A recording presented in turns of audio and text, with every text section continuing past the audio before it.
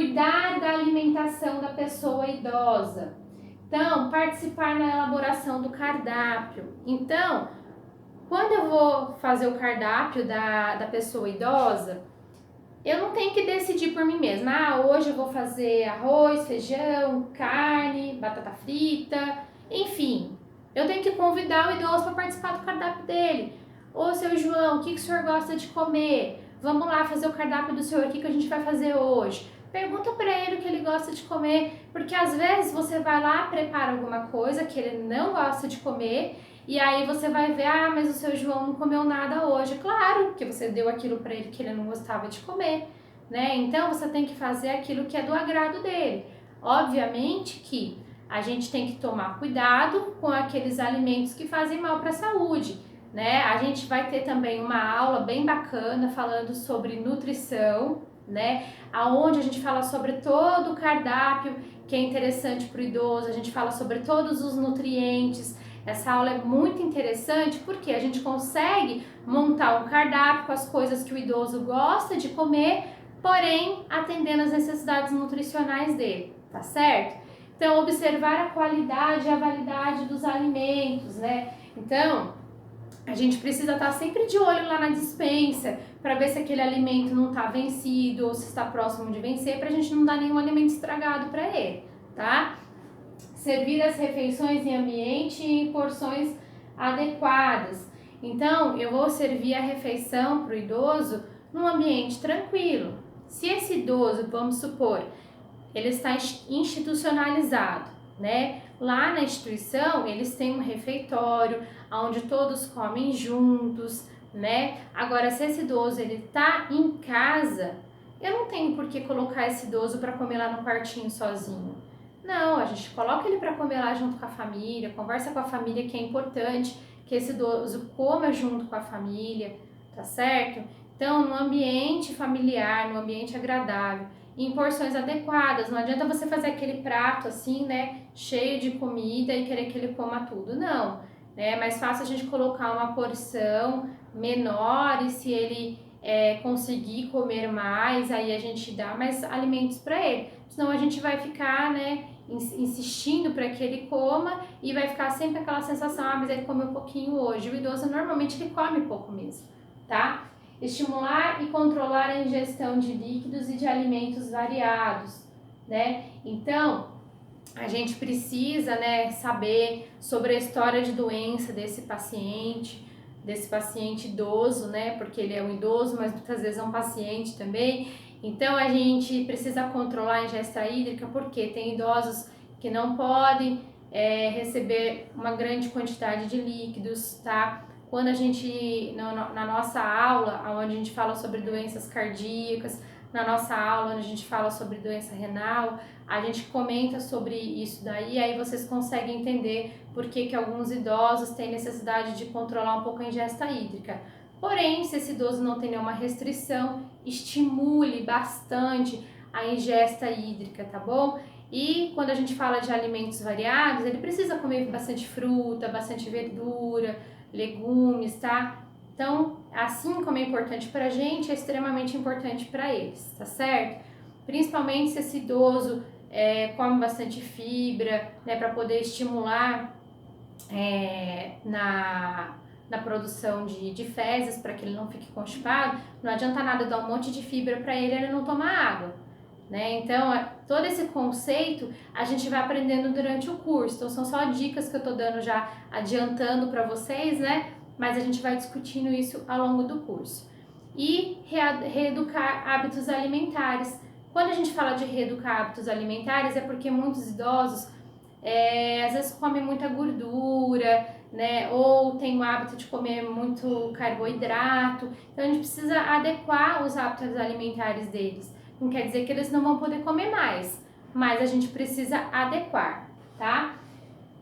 Cuidar da saúde. Cuidar da saúde, a gente vai zelar pela saúde desse idoso, né? Evitar que ele fique doente com frequência, né? Quando a gente cuida da saúde dele. Então, observar a temperatura, a urina, as fezes, se ele está apresentando vômito, né? E se ele apresentar essas situações, procurar um profissional de saúde. ajudar nas terapias ocupacionais e físicas. Então, como eu já disse para vocês, estimular atividades físicas, ajudar nas terapias ocupacionais, ter cuidados especiais com as deficiências e dependências físicas. Então, a gente tem uma aula dentro do curso que fala sobre o ambiente que o idoso vive. A gente mudar móveis de lugar, colocar algumas adaptações dentro do ambiente. Então, a gente ensina durante o curso também a como você deixar o ambiente mais seguro para o idoso, tá? Então, isso também é papel do cuidador. Observar alterações físicas e comportamentais. Então, você começa a observar que o idoso está emagrecendo demais, né? Ou está ficando muito sonolento. Então, essas coisas que a gente vai observando no dia a dia devem ser comunicados para a família e para o profissional de saúde. Às vezes ele está começando a ter alguma infecção ou alguma alteração neurológica e o profissional de saúde vai pedir exames para poder identificar essas situações, tá? Quando a gente tem a nossa aula que fala sobre as infecções, sobre as doenças nos idosos, a gente aprende que normalmente não, correção, algumas vezes o idoso ele tem uma infecção e nem sempre ele tem febre, né? Então isso é uma dica muito importante, que às vezes ele começa a apresentar sonolência, dorme demais, fica mais caidinho, isso já pode ser sinal de infecção, tá? Então isso é uma dica importante para vocês. Lidar com comportamentos compulsivos e evitar ferimentos. Então, às vezes aqueles idosos que já estão numa fase mais avançada de determinada doença, né, são mais agressivos, às vezes tem mania de bater, de morder, de beliscar, de cuspir, né, ou eles se viram muito bruscamente e às vezes além deles machucarem outras pessoas, eles acabam se machucando.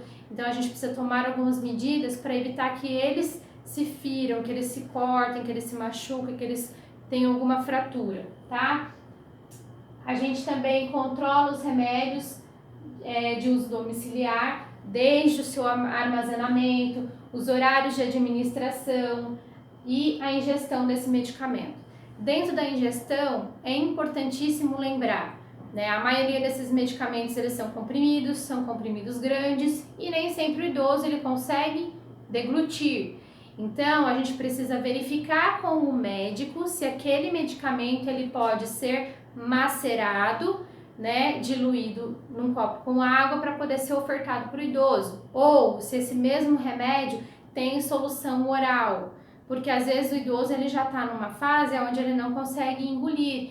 Então, a gente precisa ter, né, essa noção e comentar isso com o médico quando a gente passar o idoso na consulta, tá? Acompanhar o idoso nas consultas e atendimentos médicos, né? Como eu já disse anteriormente, levar as receitas anteriores para que os médicos consigam conciliar os medicamentos, ver se algum medicamento não tem interação com o outro e relatar as orientações médicas aos responsáveis. Então, quando vocês passarem o idoso no médico, vocês passam as orientações para a família, tá? Cuidar do ambiente domiciliar.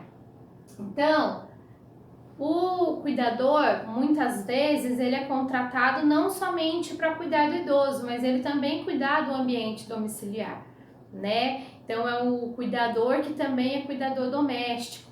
Então, dentro do ambiente domiciliar, ele vai manter o ambiente organizado e limpo, promover a adequação ambiental, prevenir acidentes, né? Quando eu falo de prevenir acidentes, significa eu manter o ambiente com uma organização onde não tenha nada aonde o idoso vá tropeçar, cair, né? Manter as coisas que ele tem acesso no dia a dia numa localização fácil para ele. Então, não vou colocar, por exemplo, numa estante alta onde ele vai ter que ficar tentando pegar lá em cima e corre o risco de cair, evitar tapetes soltos, coisas nesse sentido. Que, como eu já disse para vocês, a gente tem uma aula onde a gente fala somente sobre esse assunto.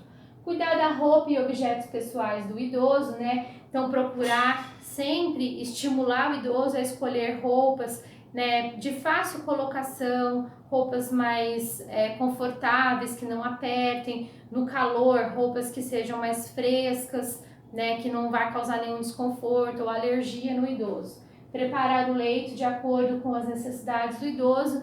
Então, o leito, né, a cama, às vezes aquele idoso que tem mais facilidade de cair da cama, que é aquele idoso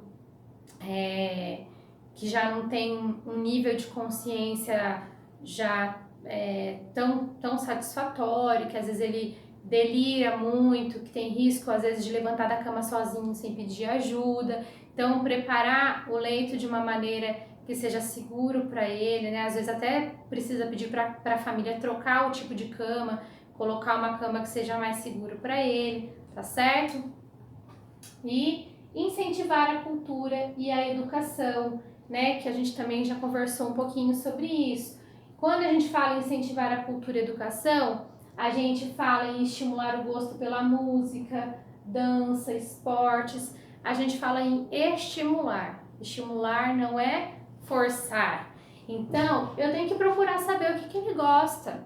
Não adianta eu levar ele numa roda de samba se ele gosta, por exemplo, de música clássica, né? Então, o que a senhora ou o senhor costumava ouvir quando jovem? Eu gostava de samba, ou eu gostava de música clássica. Então, procurar levá-lo nesse ambiente, né, para que ele se distraia, para que ele se socialize, tá certo? Se ele gostava de dançar, levá-lo em lugares onde tenha dança, esportes voltados para os idosos, tá? A maioria dos municípios, como eu já disse, tem atividades voltadas para os idosos. E se infelizmente não tiver, a gente também pode promover atividades que sejam possíveis fazer, né, dentro do ambiente domiciliar mesmo, tá certo? Usar a criatividade, né? Foi o que a gente já disse anteriormente. Selecionar jornais, livros e revistas para a pessoa idosa, né? Então, se ele não conseguir ler, a gente mesmo pode ler para eles, tá?